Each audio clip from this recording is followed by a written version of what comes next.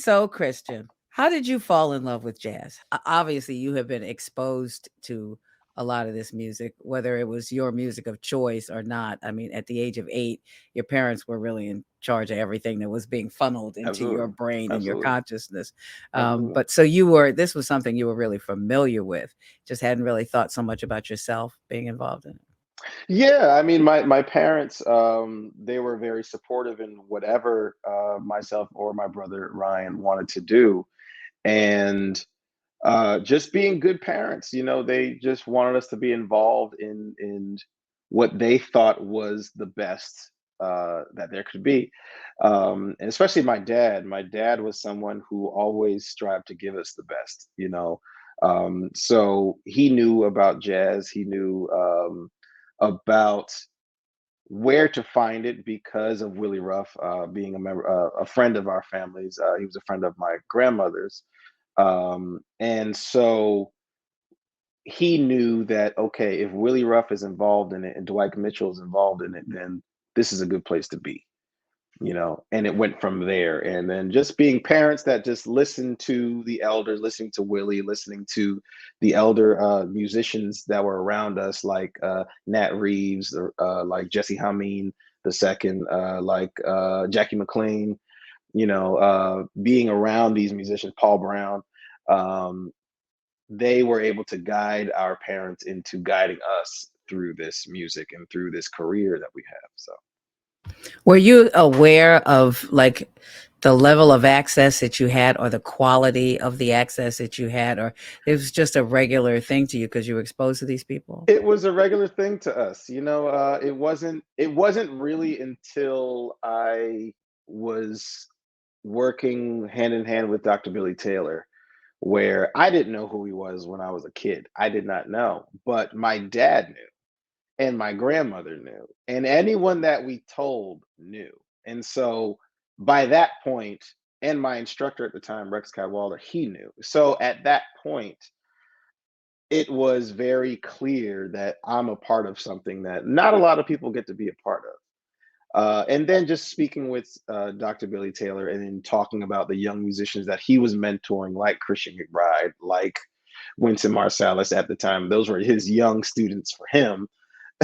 And these are people that I'm looking up to, that I want to be. I want to be in the room with. I want to create music with. I want to create these a history with, and to hear him talk about them, and also to hear him talk about his own young piano students aside from myself. And he also had Eldar as well, and he had Taylor Eichste, he had Jonathan Baptiste at one point, so these were musicians that I knew as peers. And so it was a really special time to study with him and to go through music and go through this musical journey, musical life with him.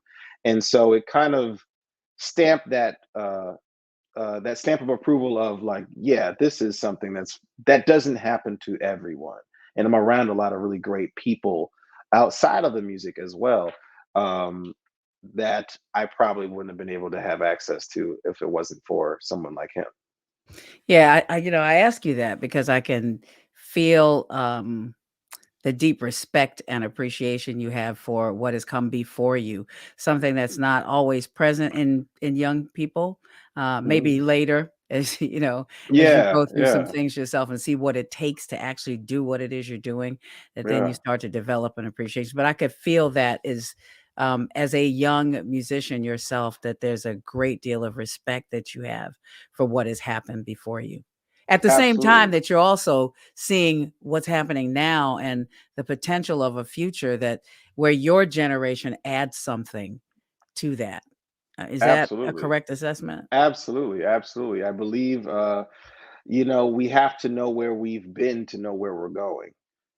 And that's something that I've learned from being around Dr. Billy Taylor, being around Dave Brubeck when I was young, going to his house and learning and studying piano with him for a couple of lessons. And it wasn't even like taking lessons, it was really just being around this master and watch him work and watch him write a score and watch him practice and watch him, just be the artist that we know and love. And then him saying, "Hey, I'm doing this project with Marion McPartland. Why don't you come by the gig and check this out?" Right, and so I go there, or hearing Herbie Hancock uh, practice or do his sound check early on, and just me just being a fly on the wall and watching them work. It was more my upbringing was more of just watching people do what they do best, as opposed to, well, what changes are you playing and what chord changes is this and what time signature is this, and those questions. I wasn't really concerned about that. What I was concerned about was, how did you do that? How did you, and it wasn't physically like how did you play the piano, but it's how did you make me feel that. And that's what I learned from the older musicians and the people that came before me, was that, and where they learned it from, who they checked out, who they were listening to, who was around. Talking to Dr. Billy Taylor and him talking to me about, well, I learned this from Art Tatum, and him sitting and playing something that Art Tatum taught him. You know, and not a lot of people get access to someone who was taught directly from the man himself, Art Tatum. And so when you actually have that knowledge, and then you're able to pass that knowledge on to younger musicians and younger pianists and younger listeners, I think is a very special thing, because what it made me understand and realize was that we're all a part of this one continuum, and I'm just somebody here that's here at this time, and there's going to be somebody after me, and there's going to be somebody after that, somebody after that. And so all of this information that we're all sharing, we need to share. We need to learn what happened before us to go forward and to create new things. And those new things will become old at one point, and that'll create something else that'll be new. And then vice versa, vice versa. It'll always just continue and continue. Yeah. How would you describe your music, the music that you write and perform, your style of playing? It's interesting. I call it just, it's me. I mean, if anybody gets to know me, they know that it's very me. I'm very thoughtful. I'm very into stories, and so I love to say that as a musician, I'm a storyteller first. And so I love life and I love music. And so I guess that is really how I describe my music, technically, is just an abundance of music, joy, and feeling and emotion. And it's a reflection of my life and what I've been through, and what I go through, the goods and the bads, the ups and the downs, everything about it. Anything that I experience, whether it's a personal experience, whether it's a conversation that I've had with somebody, whether it's something I read, with something I've discovered on my own, something that I've had a conversation with a colleague or an elder about, something that I'm thinking about. So that's really what my music is all about, is just being a complete human being. And it's inspired by those things, but also built upon a foundation of exposure, as you mentioned before, to Yeah. so many other great artists. And I want to talk a little bit about some of the piano heroes in your life. And in the notes that I sent you, I said, three or more. But I mean, who do you really admire? Who has meant the most to you? Who has made you just sit back and in awe, Uh, and why? that's hard. Well, I'll start from the beginning.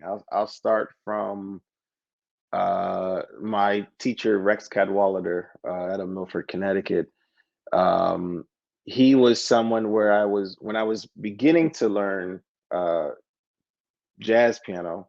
Um, Later on, I realized that he isn't exactly a jazz pianist, but a composer who just loves music and loves creation. So it actually makes sense that I like the same thing, because I came from that. He just taught me the language of the music, but aside from him, I mean, I had a whole bunch of different mentors as well, but he was the one who translated all of that language into piano for me to understand that. He was amazing. It still is amazing. We just performed in Bridgeport, Connecticut. He wrote a orchestra piece for me and my trio, and we decided to premiere it with the Greater Connecticut Youth Orchestra, because I thought it'd be a great idea to do that with children, and it was a lot of fun. Brilliant person, brilliant creator, brilliant composer, and all around great badass dude. I love him. Um, so that was the first pianist. After that, Ron Burton. Shout out to Ron Burton. Those that know who Ron is, played many years with Rahsaan Roland Kirk. Um, Absolutely amazing. He was one who taught me about stride piano and about Fats Waller. Like he was very much that person who was, if you like Ahmad Jamal, then check out Fats Waller. And he was the one who gave me that connection of, oh, there's more to this. And so him coming over my house, teaching me stride, teaching me about Jelly Roll Morton, teaching me about Dixieland, teaching me about where it all comes from and how to play it and how what it's supposed to feel like. If I played it wrong, that's not how it's supposed to feel.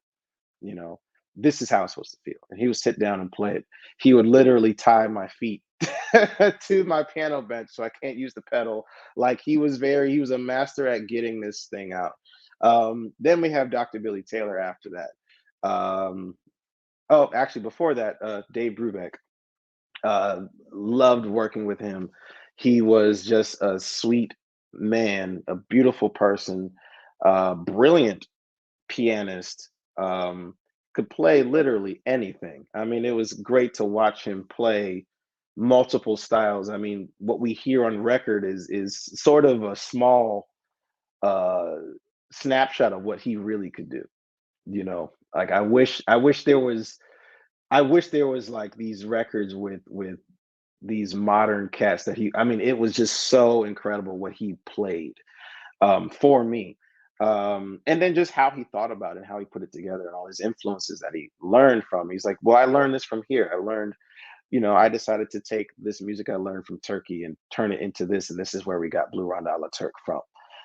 So he was the one who really introduced taking things that you learn out of life and turning that into music and making it as personal as you can.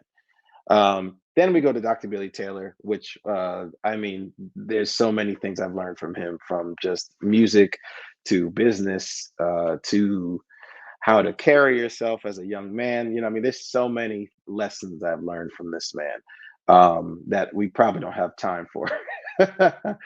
And then after that, I started studying with Jason Moran, and Jason Moran for me was, if Dr. Billy Taylor was my musical grandfather, then I would say Jason Moran was my musical father, because Jason introduced me to a whole different side of expression.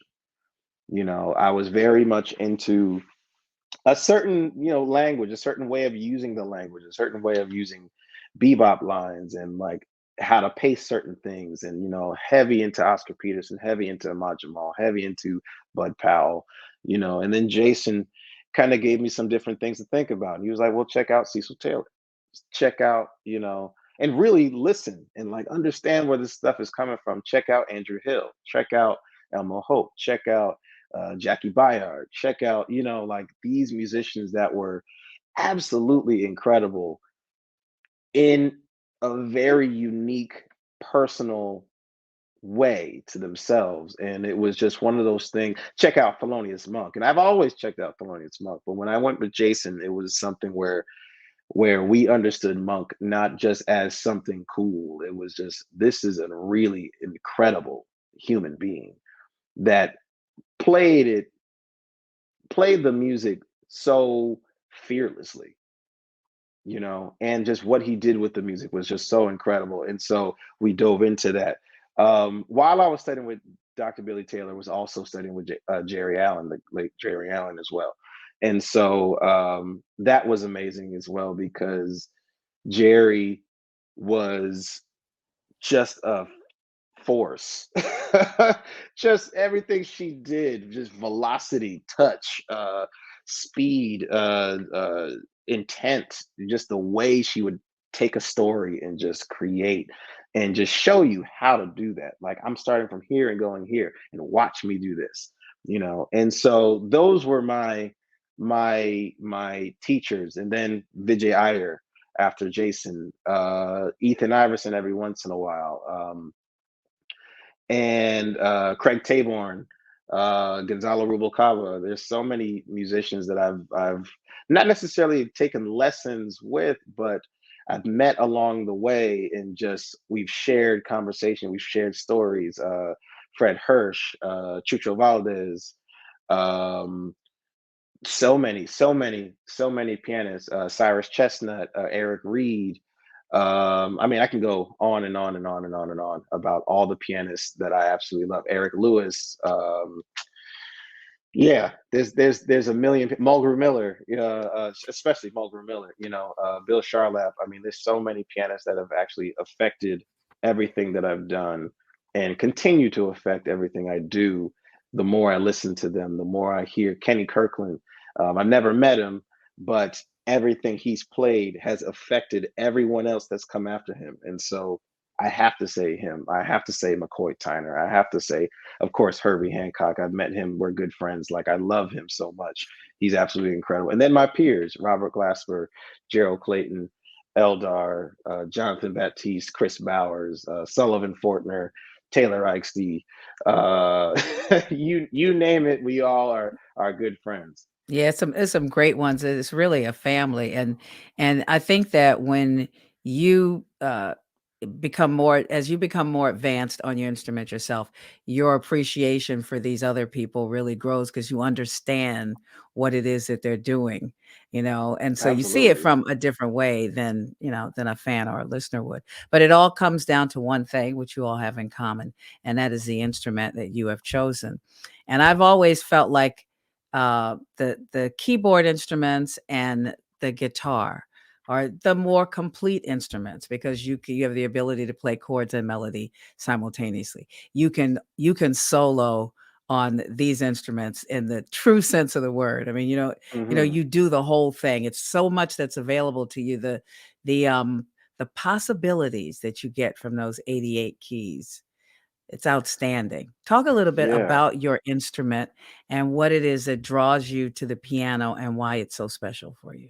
I love it. I love it. I love it because what I love about the piano is that there's so many sounds and colors that you can just get out of this instrument. And it really depends on who you are, and it's a study. It's a long study of just trying to create these things.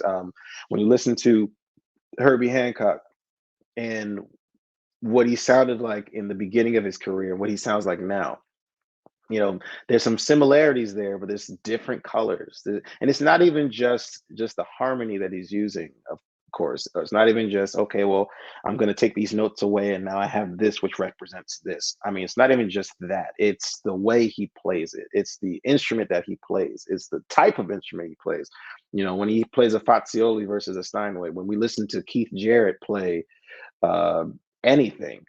That the color, the note choices, the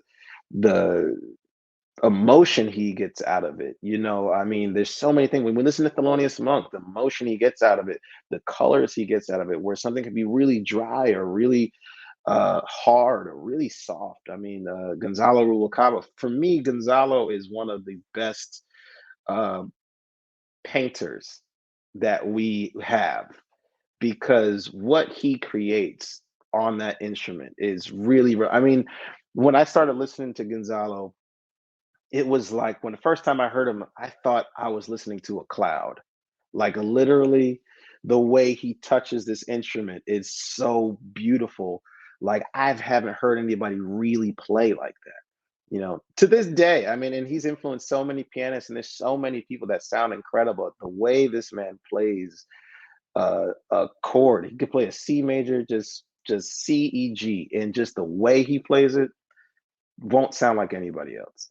It's really incredible. So that's what I love about the instrument, because the possibilities of creating texture, harmony, melody, really creating drama, dynamics, all of it, is really, really incredible. And then you get into just different versions of that too when we talk about John Cage with prepared piano. We talk about, and then how do we use that? What do we put with these strings? What do we do with this? What do we do with that? Depending on the type of piano you're playing too. Steinway sounds different than a Bechstein, which sounds different than Yamaha, which sounds different than Fazioli, sounds different than Kawai. Like there's so many different things you can do with these instruments. And so, and upright piano versus grand piano. I mean, I can go on and on about pianos, and I'll be a geek about it. But I absolutely love the instrument. And then we get into keyboards too, and we can talk all about that and Jeff Keezer and his genius that he has with all of that, and Yuki, and there's so many possibilities on this instrument, and I absolutely love being a part of it. I'm not sure I understand. Let's talk a little bit about Christian McBride. I would love for you to tell. I love the story of how you guys first met and how you happened to start playing with him. So tell us that first, and then I want to talk a little bit Okay. about Christian himself. Sure. So I first moved to New York, I believe it was 2007, and I was probably in New York for maybe 2 or 3 weeks at the Manhattan School of Music. I was a freshman, and a friend of mine and I, he had called me and he said, "Hey, Christian McBride is doing this listening session. I believe it was at the Harlem Jazz Museum. Do you want to go?" And I said, "Absolutely." I had never met him at the time, so I was like, "Yeah, let's check this out." And it's a listening session with Christian McBride, so I know it's going to be great music. It's going to be fun, and it's open to the public. Cool, this is going to be awesome. Do you think we can meet him at the end? Yeah, I'm pretty sure like he'll probably hang around. We didn't know, but we're hopeful kids, so yeah, sure. So we go. He plays all this amazing music from Coleman Hawkins, Ornette Coleman, James Brown, of course. All of his amazing music that he loves, right? And talking about it, analyzing it, the whole nine. And after that, he stuck around and he started, meeting people and shaking hands and everything. So we waited patiently till everybody left, and we met him at the end. "Hi, my name is Christian." "Oh, yeah, nice. My name is Christian." We had that little moment of the Christians. And he asked me what I did, and I said, "I'm a pianist." And he was like, "Oh, cool. Well, there's a piano over here in the corner. Why don't you play something for me?" And I don't know if he remembers this or not. I mean, he probably knows it now because I tell the story all the time. But I went over to that piano and I tried to play it, and the piano was horrendous. It was terrible. There was missing strings, there was missing notes, there was missing pedals. Like it was terrible. And me being, 17, 18 years old, I tried my best to play what I knew I could play on this instrument that was there. And so after I played that, he looked at me and he was kind of, "Yeah, all right, cool. We'll keep practicing. You'll get there one day." And I felt so bad, and I was like, well, this was my shot, and now not even a shot to play with him, but just this is somebody I respect and love as an artist, and dang, okay, well, all right, I'll go back, to Manhattan School of Music and start shedding. So went back, started practicing the whole night. So that was my first meeting with him. How we ended up playing together. Um, Years later, fast forward like 2, 3 years after that, I was asked to do piano jazz, Mary McPartland's piano jazz, and Shirley, we said yes. We were told that she couldn't make the interview, but she was sending a sub, and the sub happened to be Christian McBride. So got to the studio, met Christian, we did the interview, we ended up playing together in an interview, and it was fantastic, a lot of fun. I ended up getting called to play in a group that went to his jazz program in Aspen. We ended up playing a lot together out there. And about a month after that, I got a call from his manager saying, "Hey, McBride is doing a week at the Jazz Standard in New York City. Do you want to play in the band?" And that's the point where we started playing together.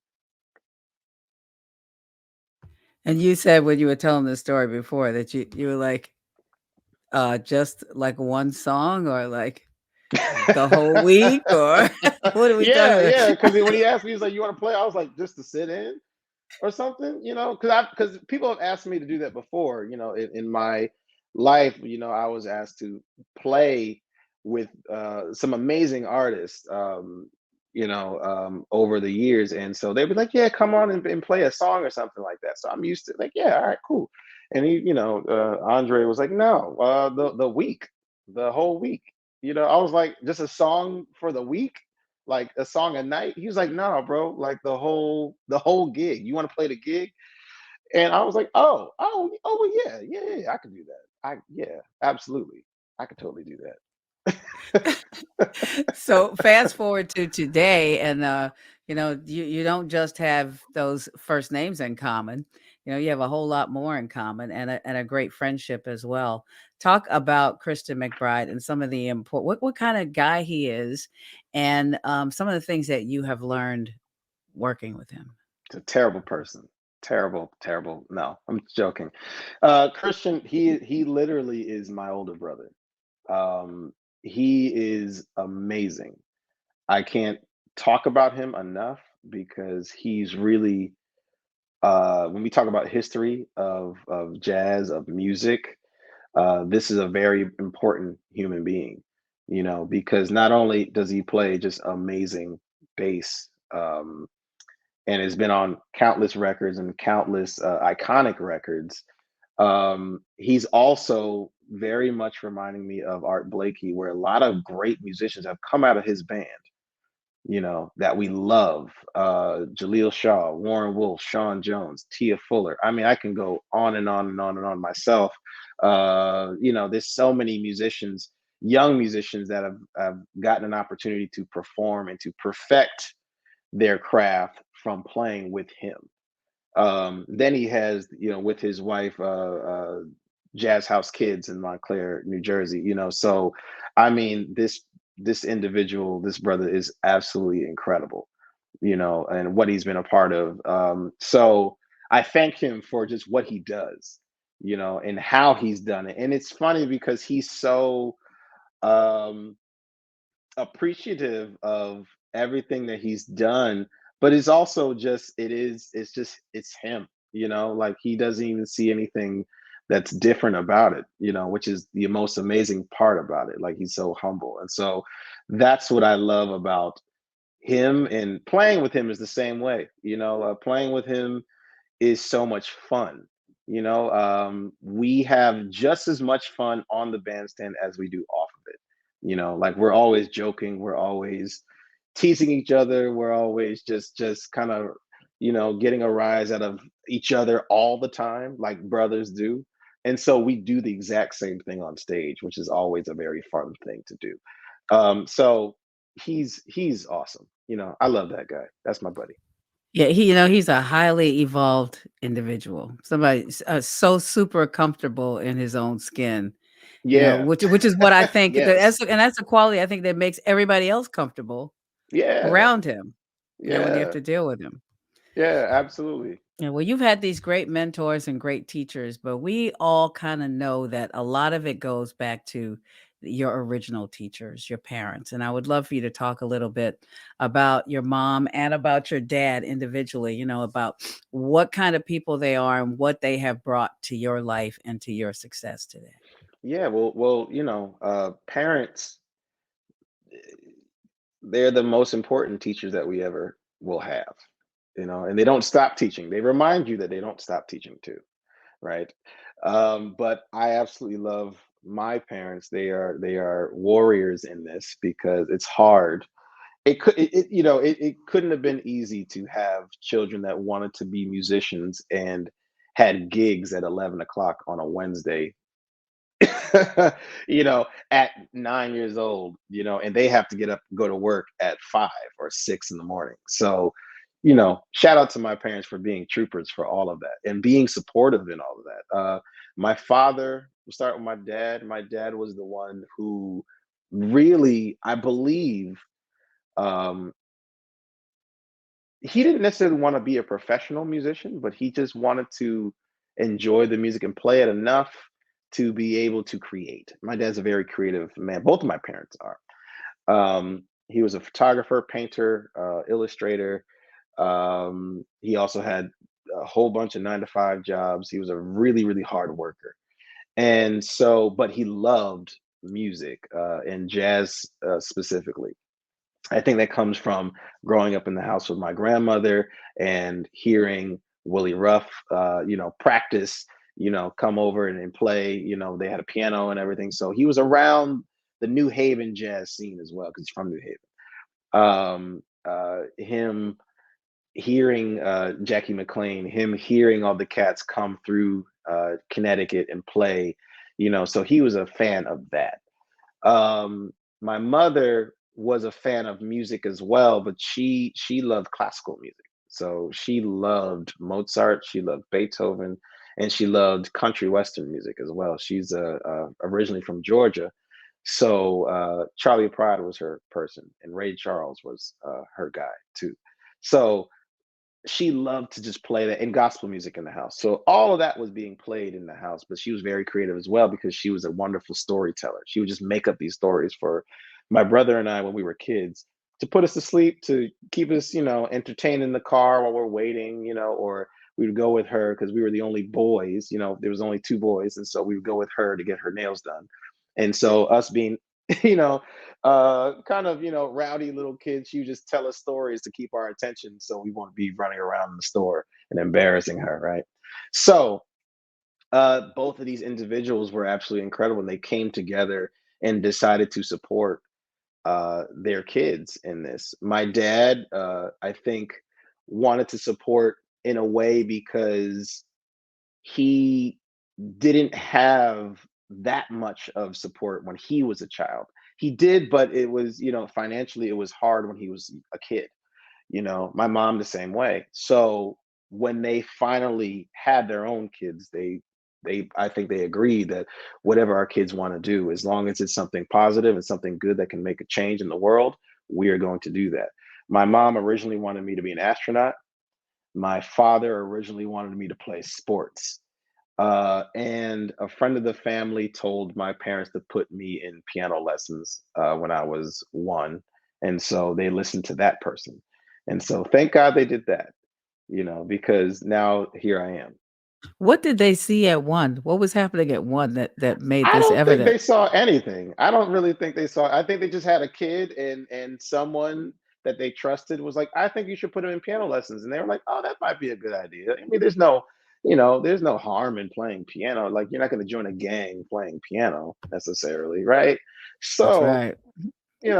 piano might be the choice. Well, when I was growing up, everybody took piano lessons. It was just, Right. everybody in our social circle, this was just one thing. You took piano Yeah, and lessons, you took everybody, ballet, right, and you went to church and you were in the right. choir or in And the play or whatever. we did Yeah. the same thing. I was in the choir in church, we were And part Boy of the. Scouts, Girl Scouts, and Jack and Right. Jill. Boy Scouts, Girl Scouts, my brother and I, we did martial arts when we were young too. So we were always involved in things, but music was just one of those things that just we excelled at in a Right. way where people, I guess, people moved to it. And so we just kept doing that. I mean, we did everything else too. I mean, we still do everything else. I mean, my family, we're big into archery right now, so we love Really? doing activity. That's a little tidbit of information for people that want to know what else I do outside of music is archery. So we do a lot of different things. We love being active, but um, music is just one of those things. It was just this was my vehicle of expression, and so it's always been that. Yeah, while you're on that topic though, I did add 2 things I wanted to ask you, and one of them was to tell us something about Christian Sands that most people might not know. So would you care to elaborate a little bit on that archery Okay. thing? Well, archery is something that I love to do. I've been doing it now. I just started again. I did it when I was younger, a little bit just recreationally, and so now I do it. Well, when I'm free, which isn't which isn't a lot, lately. But I try to get out and go to the range and do that. I also draw. I paint. I Now, interior decorating, that is a thing that I'm taking a stab at. And so for anybody that follows me on Instagram, they see that in cooking. So I'm always trying to do something creative and trying to do something outside of music. But the thing is, there's music in all of it. So it's still the same thing. You're a renaissance man for real. Okay. I appreciate that. Thank you. Just a couple more questions. What is your favorite Christmas memory? Ooh, my favorite Christmas memory is probably my brother's first Christmas. That's probably my favorite one, just because I remember him being a baby and us opening the presents for him, and just you know, I mean, he was born in March, so he still was a couple months old, but it was still such a amazing feeling to have a brother for Christmas, and so I think that was probably my favorite Christmas memory. And what's the difference in your ages? 5 years. Okay. Yeah. Yeah. Talk a little bit about your brother too, about the fact that you all get to work together now. How cool is That's that? that's my man. Like he's my best friend. He is just absolutely incredible. Not just because he's my brother, because he's just a bad dude. Like if anybody's ever heard him play drums, you'd agree. And I like to tell people how bad this dude is, because he's absolutely incredible, and he's so knowledgeable with the music. I mean, he's constantly studying, not just listening to, but writing his own notes down to records. He's like, oh yeah, this. I mean, he reminds me of Christian McBride in a way where he can just recall a record that he heard like 15 years ago.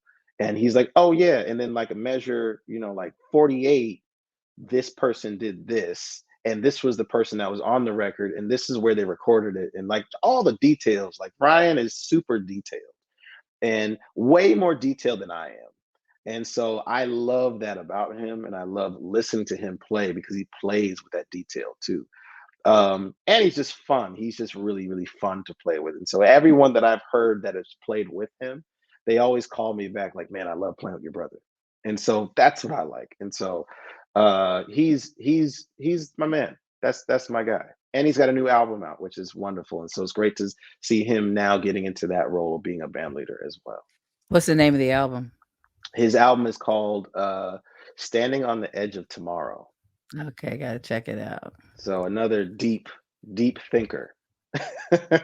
Hey, listen, we need deep thought right runs now. runs in the family. I'm sorry, So we need that. yeah, All right, 2 more things. The last thing I'm gonna ask you is what is jazz, which is BGO has it's our running little promo thing yeah, where we always get people to say what is jazz and then they use those drops all over. But got before it. I ask you that, where do you see yourself 5 years from now? Oh, that's a good question. 5 years from now, I will see myself uh, being bigger than this. You know, taking the world and creating more, and affecting the world with change, affecting the world with music, affecting the world with my artistry, affecting the world in positive ways. Of course, with my music, with my person, with my if anything I can do, that's my thing. I am a servant of the world. I am a storyteller, and so I'm going to do that through telling stories with my music and telling stories with who I am and what I do. All right. So, what is jazz? Jazz is human expression. Jazz is human emotion. Jazz is 100% human, and it will always be that.